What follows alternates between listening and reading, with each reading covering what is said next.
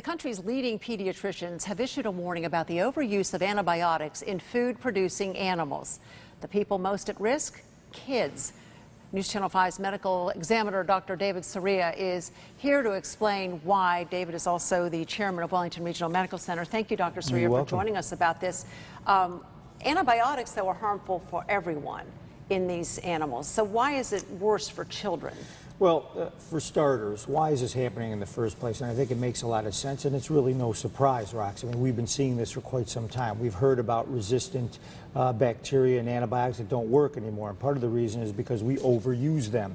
And so in the human population, for example, a perfect example would be, give me antibiotics for my cold. I have the sniffles, I want an antibiotic, thinking that that's going to help. And then, of course, we doctors just succumb to the requests of our patients, and we go ahead and give that. Well, that's been going on for many, many years. And what has happened in turn is the bacteria are very smart.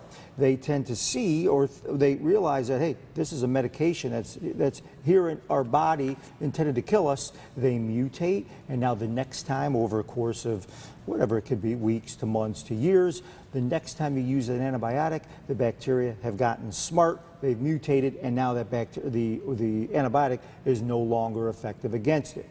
That's what happens in humans. Now, the same thing with animals. You're giving these antibiotics to them unnecessarily. The bacteria in them, right, are becoming resistant because they're mutating. And what's happening, and this is very typical, our food supply can get contaminated by these resistant bacteria, and thus in turn we consume them and we get infected, and now we don't have antibiotics to protect ourselves.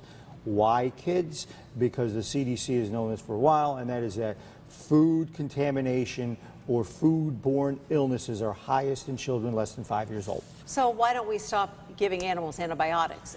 Well, I mean, I think it's pretty simple. The food industry is pressured, and there is high volume and our population continues to grow, and we need to feed our population. It's a public health issue, and so they use antibiotics for growth. And these animals grow bigger, and thus are able to feed more or create more food per unit than they would without the antibiotics. It's a problem. Well, the pressure is on, especially American farmers, to feed basically the entire world, so you're forced into doing that. But is this more of a reason to lean toward organic, especially when buying meats? Sure. And, well, I guess even all produce, too, with any type of I mean, I think so. GMOs and all that.